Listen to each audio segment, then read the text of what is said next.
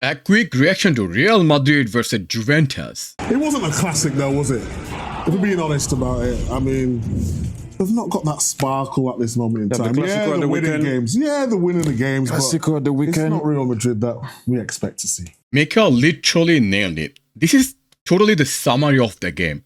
Like, we won the game. That's it. But if you watch the game, you would question, is this the DNA? Is this the gameplay of Real Madrid? Absolutely not. We are far from what we should be playing in Champions League. Is that a good boost ahead of El Clasico at the weekend? The result, yeah, the performance, no. Fair.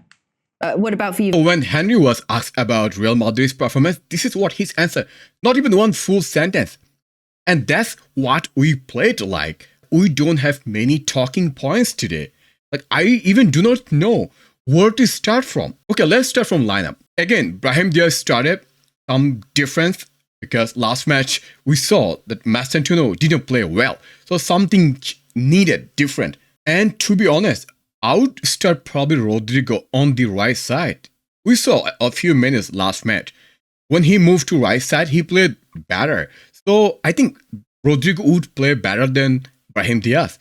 If you say rest Mascherano, or if you make some tactical switch, playing someone else other than Mascherano, for me, I would pick Rodrigo over Brahim Diaz. So in terms of lineup, there's nothing to talk more because many of the position we even don't have alternative, right?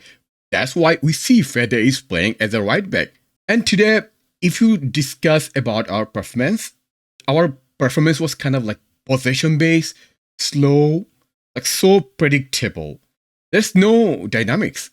There's no unexpected. There's no surprise. Although second half we played a little better, but overall, I don't think we played the way we should be playing. Now, you might ask, okay, Juve is a very strong team. Absolutely not. This is not the historical Juve that we know of. This Juve lost to Como last match by 2-0. They drew 4 matches before that. So think about that. And we just struggled to beat Juve just by 1 goal. That's not acceptable. And if we go back to, okay, we could score 3 goals. Yeah, absolutely, you have a point. But we could have also considered 3 goals, if not for Courtois. One thing I would say, I'm slowly losing patience with Xabi. Since his appointment, I was really excited. Because for me, in my opinion, we needed a change from Carlo. So since Carlo left, we expect something different, more dynamics, right? Fun football, fantastic football. Like, fans were expecting something different. And slowly, Xavi is molding to Carlos' tactics, Carlos' kind of gameplay. Only difference is that more possession. That's it. But other than that, in terms of chance creation, the way we create chance, there's no difference.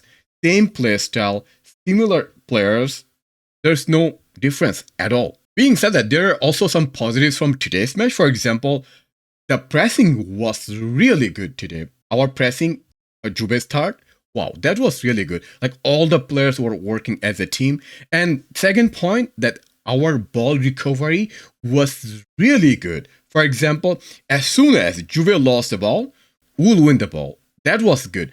Juventus. Well, look, again, because of what happened before, you lose 1-0 away against Real Madrid when you had a chance to go 1-0 up with Vlahovic.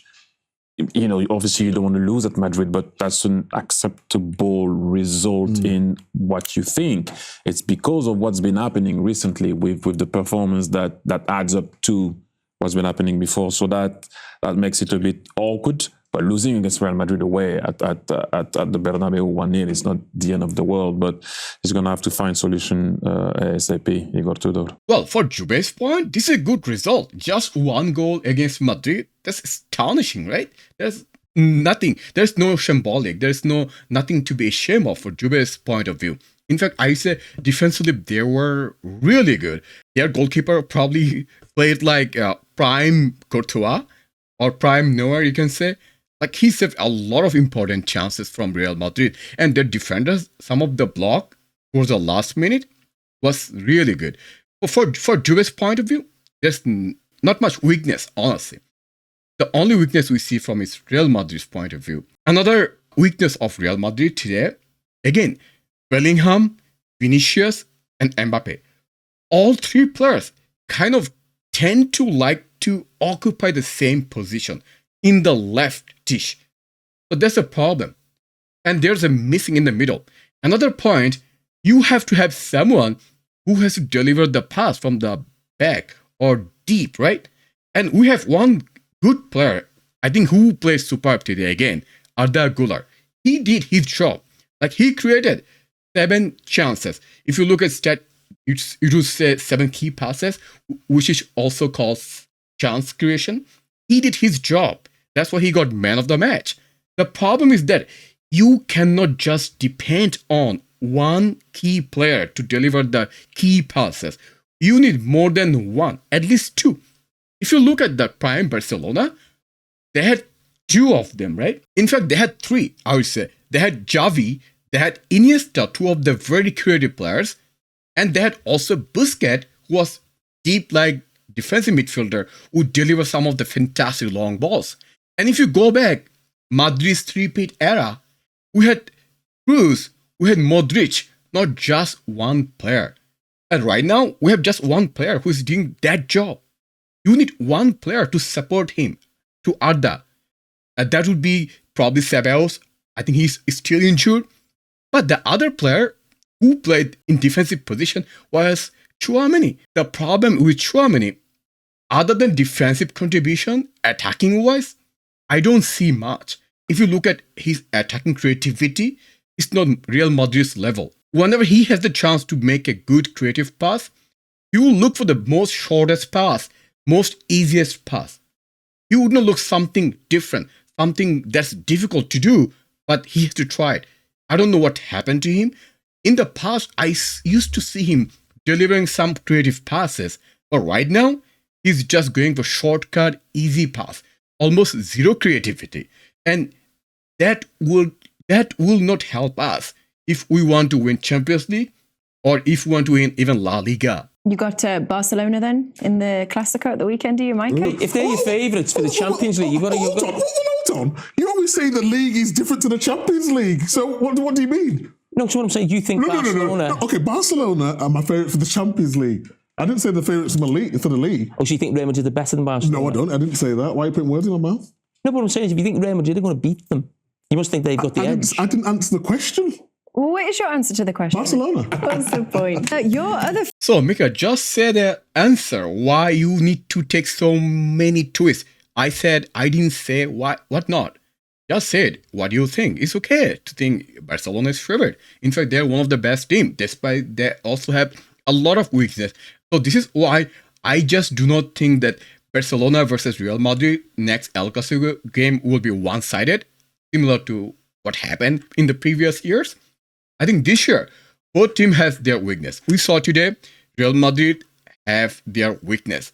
Whenever we lost the ball, there's no one. Like literally, unless it's for Courtois, I said, it could be 3-0 for Juve. And same thing can be said for Barcelona. You saw Barcelona. They lost to Sevilla by 4 goals. And Girona, one of the worst teams this season. Although Barca have won that game, Barca could have lost by at least 3 goals by Girona.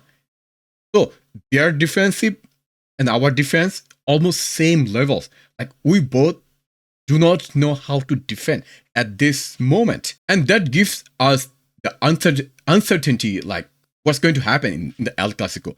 We do not know.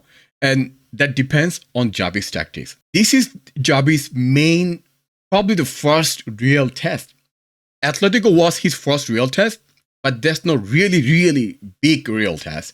This is a really big team, and how he managed the game, and how he chooses line, and what kind of tactics he implements, and how he prepares against Flick's high press or highline football.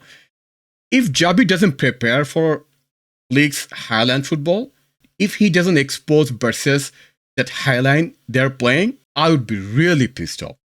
And I would be really questioning Xabi's future in this club. If you lose, say, 5 goals or 6 goals against Barca this time, I would be calling Xabi's head out, literally. Anyway, as this is not about Barcelona Real Madrid prediction, this is more about Juve's game. There are a lot of points that I thought I have to discuss. For example, our chance creation, as I said already, is very predictable. Here's the problem. We do not have a center striker, like a tall player. When you play against a very defensive team or a team that's very organized like Juve did today, you have to have something B plan. Maybe you would sub in someone very tall and you just do some crossing. Hopefully that will change something. And we even do not have that option as of now. Second, Jude scored probably his first goal, if I'm not mistaken, this season after getting back from injury. But did I like his performance? Absolutely no.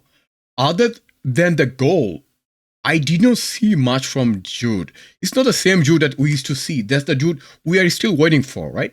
A player who will not only score goals, not only create chance, but also play good, distribute the ball, everything. Complete player. That's we haven't seen yet. Now, my biggest issue with Xabi's tactics so far yet that it's been many games so far, right, this season. Incrementally, we would expect some change, some improvement over time. I have not seen that. That's a problem. And when you see these players making the pass, connecting, almost same way they did last season, the fact that there's no change, the fact that there's no difference, the fact that we're not trying to do something different, like some movement, something different, because of Xabi's tactics. To me, that is frustrating. Next, Mbappe is scoring a lot of goals for this season, right? He's insane form. Today, he didn't score. Here's the issue. When he doesn't score, other players have to step up. They have to score goals. Most of the goals are coming from Mbappe, and that's not acceptable.